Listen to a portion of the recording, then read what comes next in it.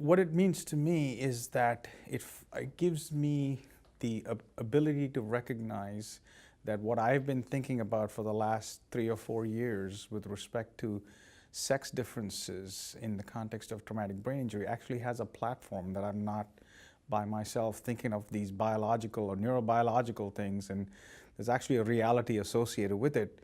And it gives me the opportunity to interact with clinicians and with survivors and with patients, which otherwise I don't get to do in my normal way of life, being that I'm in the lab most of the time thinking of experiments to do. So I think it gives me credibility. So in terms of the fact that I think the lessons that we learned over the last day and a half is that women are just as likely to suffer concussions and brain injuries as men are. There might be a blip in the age in terms of the young men being more likely, but if you look at it across the age spectrum, women are just as likely. If you think about it from the perspective of rates of concussion, women athletes are probably more likely to suffer concussions. So that's the first take. So that in some ways underscores the importance of looking at both sexes when one studies concussions and brain injuries.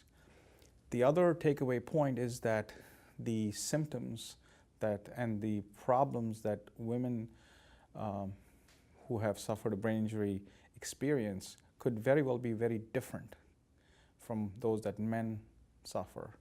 And so consequently, that has implications for treatment and treatment strategies, whether it is pharmacologic or behavioral treatment. It may have to be tailored to the sex or the gender of the patient. Those, I think, are the two most important points that I would highlight as a consequence of the last day and a half. The top points are that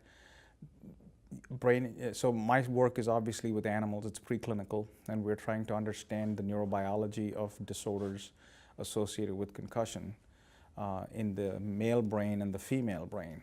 Well, the first takeaway point is that, one, that there might be cellular changes in the brain that don't necessarily manifest as behavioral problems. So even if you see similar types of cellular changes between male rats and female rats, we find that the behavioral problems manifest more in the female rats than in the male rats. The second important point is that there are, depending on the time after injury, certain behaviors manifest early and certain behaviors manifest late. So the timing of when you're testing the animals becomes important. And how that applies to the human is that when somebody presents with a concussion immediately after, they may have a few symptoms, but the disappearance of those symptoms doesn't mean that they're back to normal. It just means that they haven't looked long enough and far enough out from the injury. There might be symptoms that might show up later. And so it's a constant monitoring of the patient, as we have done with our animals. And finally, with respect to specifically the behavioral deficits that one sees in the female animals, it's very clear to us that the phase of the ester cycle, the hormonal phase status, is a very telling indicator of what behavioral deficits will appear or will be measured.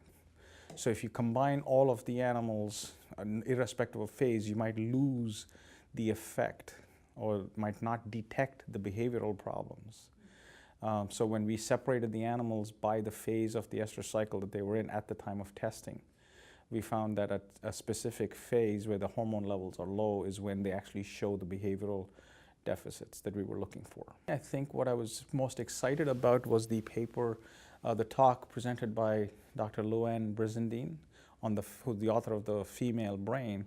I had read the book, or kind of skimmed through the book, I should be honest. I should skim through the book when I first started working on looking at sex differences in the context of TBI.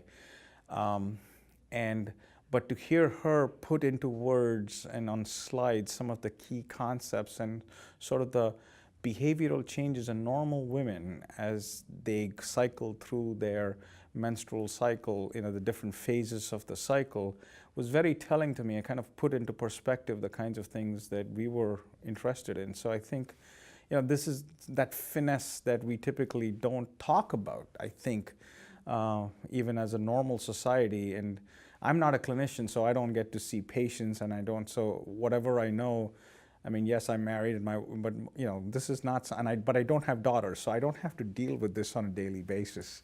Uh, you know, and my wife and I have more important things to talk about then. So it kind of brings up this issue of biology that is not, it's a little alien to me, that I have to kind of get used to or understand so that I can do my work better. One of the things that I think is missing, and I think we should strive towards, is a better dialogue between the clinicians and the providers that see the concussion patients and those of us in the preclinical world working with animals, trying to understand the neurobiology. I think at this point, as I see it, there is a gap. And the gap is that we don't know when I start working on my experiments with animals, I'm approaching it from a neurobiology standpoint.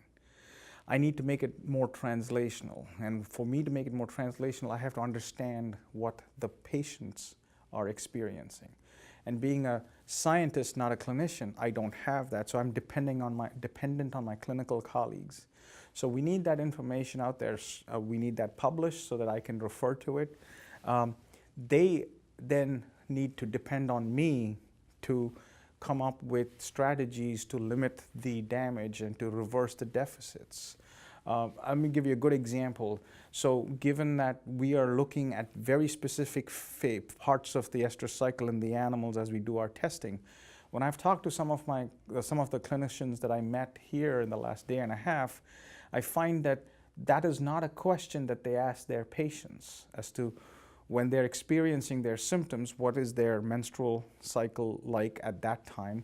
What was their menstrual cycle when they got the injury? And that is not part of their evaluation over the course of the time that they see them as patients.